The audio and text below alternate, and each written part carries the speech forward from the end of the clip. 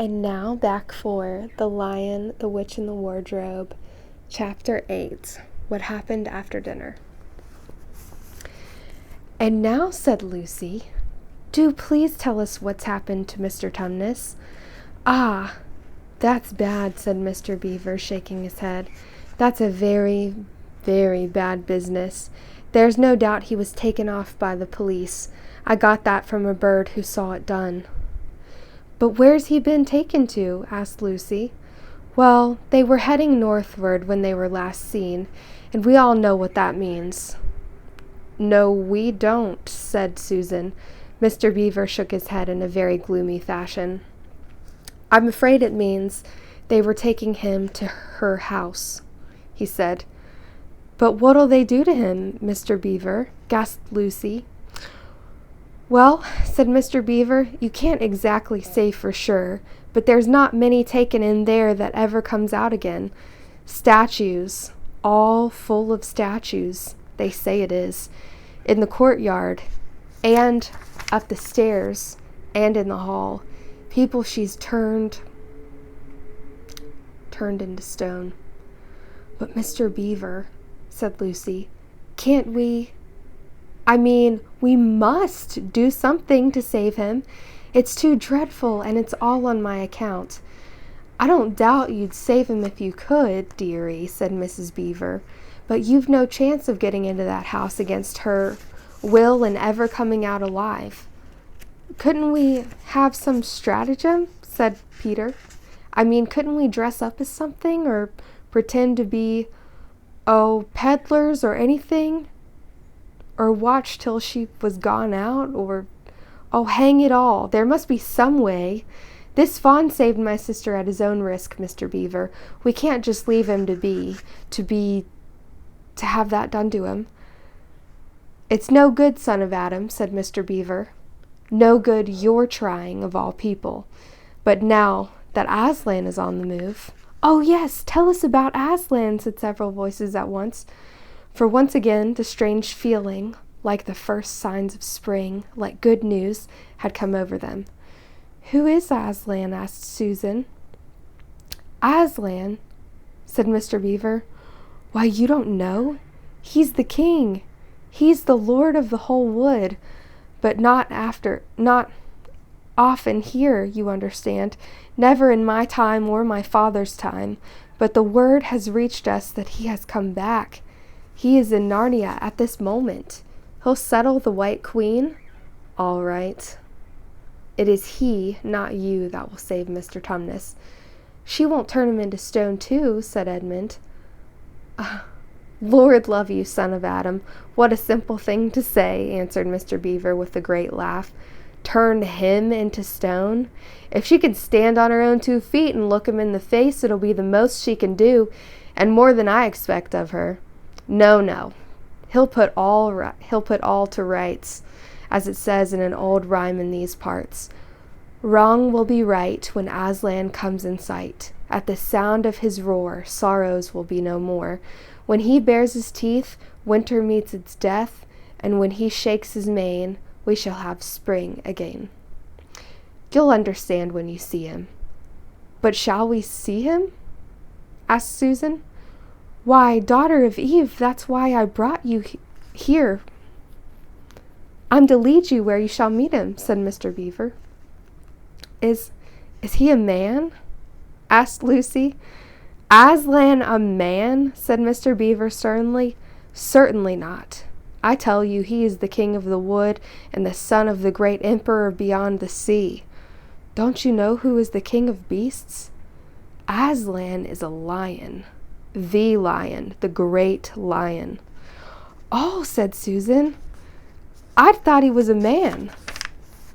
Is he quite safe? I shall feel rather nervous about meeting a lion." "That you will, dearie, and no mistake," said Mrs. Beaver. "If there's anyone who can appear before Aslan without their knees knocking, they're either braver than most, or else just silly." "Then he isn't safe?" said Lucy. "Safe?" said Mr. Beaver. "Don't you hear what Mrs. Beaver tells you? Who said anything about safe? Course he isn't safe, but he's good. He's the king, I tell you." "I'm longing to see him," said Peter, "even if I do feel frightened when it comes to the point." "That's right, son of Adam," said Mr. Beaver, bringing his paw down on the table with a crash that made all the cups and saucers rattle. "And so you shall. Word has been sent that you are to meet him, tomorrow if you can, at the stone table." "Where's that?" said Lucy. "I'll show you," said Mr. Beaver. "It's down the river, a good step from here. I'll take you to it." "But meanwhile, what about poor Mr. Tumnus?" said Lucy. "The quickest way you can help him is by going to meet Aslan," said Mr. Beaver. "Once he's with us, then we can begin doing things. Not that we don't need you too, for that's another of the old rhymes. When Adam's flesh and Adam's bone sits at Cair Paravel enthroned, the evil time will be over and done. So things must be drawing near their end. Now he's come and you've come. We've heard of Aslan coming into these parts before, long ago, nobody can say when, but there's never been any of your race here before." "That's what I don't understand, Mr. Beaver," said Peter. "I mean, isn't the witch herself human?" "She'd like us to believe it," said Mr. Beaver. "And it's on that she bases her claim to be the queen. But she is no daughter of Eve. She comes of your father Adam's first wife. Her they called Lilith, and she was one of the jinn. And that's what she comes from on one side, and on the other she comes of the giants. No, there isn't a drop of real human blood in the witch. That's why she's bad all through, Mr. Beaver," said Mrs. Beaver. "True enough, Mrs. Beaver," replied he. "There may be two views about humans," meaning no offense to the present company, "but there's no two views about things that look like humans and aren't. I've known good dwarfs," said Mrs. Beaver. So have I, now you come to speak of it," said her husband, "but precious few, and they were the ones least like men. But in general, take my advice. When you meet anything that's going to be human and isn't yet, or used to be human once and isn't now, or ought to be human and isn't, you keep your eyes on it and feel for your hatchet. And that's why the witch is always on the lookout for any humans in Narnia. She's been watching for you this many a year. And if she knew there were 4 of you, she'd be more dangerous still." "What's that to do with it?" asked Peter. "Because of another prophecy," said Mr. Beaver. "Down at Cair Paravel, that's the castle on the sea coast down at the mouth of this river, which ought to be the capital of the whole country, if all was as it should be. Down at Cair Paravel there are 4 thrones, and it's a saying in Narnia, time out of mind, that when 2 sons of Adam and 2 daughters of Eve sit in those 4 thrones, then it will be the end not only of the White Witch's reign, but of her life. And that this is why we had to be so cautious as we came along, for if she knew about you 4, your lives wouldn't be worth a shake of my whiskers." All the children had been attending so hard to what Mr. Beaver was telling them that they hadn't noticed something else. They had noticed nothing else for a long time. Then, during that moment of silence that followed his last remark, Lucy suddenly said, "I say, where's Edmund?" There was a dreadful pause, and then everyone began asking, "Who saw him last? How long has he been missing? Is he outside?" And then all rushed to the door and looked out. The snow was falling thickly and steadily. The green ice of the pool had vanished under a thick white blanket, and from where the little house stood in the center of the dam you could hardly see either bank. Out they went, plunging well over their ankles into the soft new snow, and went round the house in every direction. "Edmund! Edmund!" they called till they were hoarse, but the silently falling snow seemed to muffle their voices, and there was not even an echo in answer.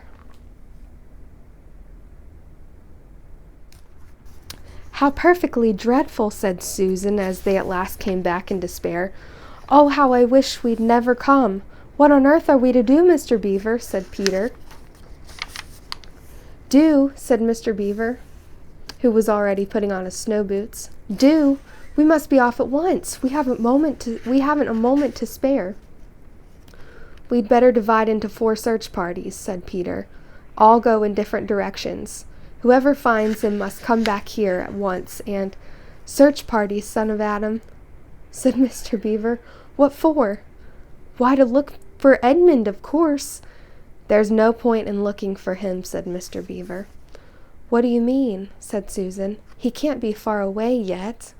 And we've got to find him. What do you mean when you say there's no use looking for him?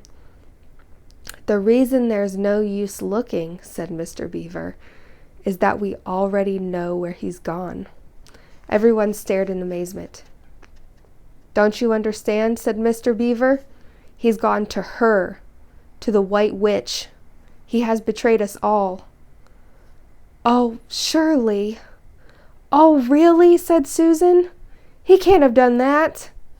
Can't he? Said Mr. Beaver, looking very hard at the 3 children, and everything they wanted to say died on their lips, for each felt suddenly quite certain inside that this was exactly what Edmund had done. But will he know the way? Said Peter. Has he been in this country before? Asked Mr. Beaver. Has he ever been here alone? Yes, said Lucy in almost a whisper. I'm afraid he has. And did he tell you what he'd done or who he'd met? Well, no, he didn't, said Lucy. Then mark my words, said Mr. Beaver. He has already met with the White Witch, and joined her side, and been told where she lives. I didn't like to mention it before, he being your brother and all, but the moment I set eyes on that brother of yours, I said to myself, treacherous. He had the look of one who has been with the White Witch and eaten her food. You can always tell them if you live long in Narnia. Something about their eyes. All the same, said Peter in a rather choking sort of voice, we'll still have to go and look for him. He is our brother after all, even if he is rather a little beast, and he's only a kid. Go to the White Witch's house? Said Mrs. Beaver. Don't you see that the only chance of saving either him or yourselves is to keep away from her? How do you mean? Said Lucy. Why, all she wants is to get all 4 of you. She's thinking all the time of those 4 thrones at Cair Paravel. Once you were all 4 inside her house, her job would be done, and there'd be 4 new statues in her collection before you'd had time to speak, and she'll keep him alive as long as he's the only one she's got, because she'll want to use him as a decoy, as bait to catch the rest of you with. Oh, can no one help us? Wailed Lucy. Only Aslan, said Mr. Beaver. We must go on and meet him. That's our only chance now. It seems to me, my dears, said Mrs. Beaver, that this is very important to know just when he slipped away. How much can he tell her depends on how much he heard. For instance, had we started talking of Aslan before he left? If not, then we may do very well, for she won't know that Aslan has come to Narnia, or that we are meeting him, and will be quite off her guard as far as that's concerned. I don't remember his being here when we were talking about Aslan, began Peter, but Lucy interrupted him. Oh, yes, he was, she said miserably. Don't you remember? It was he who asked whether the witch could turn Aslan into stone too. So he did, by Jove, said Peter. Just the sort of thing he would say, too. Worse and worse, said Mr. Beaver. And the next thing is this. Was he still here when I told you that the place for meeting Aslan was the stone table? And of course no one knew the answer to this question. Because if he was, continued Mr. Beaver, then she'll simply sledge down in that direction and get between us and the stone table and catch us on our way down. In fact, we shall be cut off from Aslan. But that isn't what she'll do first, said Mrs. Beaver. Not if I know her. The moment Edmund tells her that we're all here, she'll set out to catch us this very night, and if he's been gone about half an hour, she'll be here in about another 20 minutes. "You're right, Mrs. Beaver," said her husband. "We must all get away from here. There's not a moment to lose."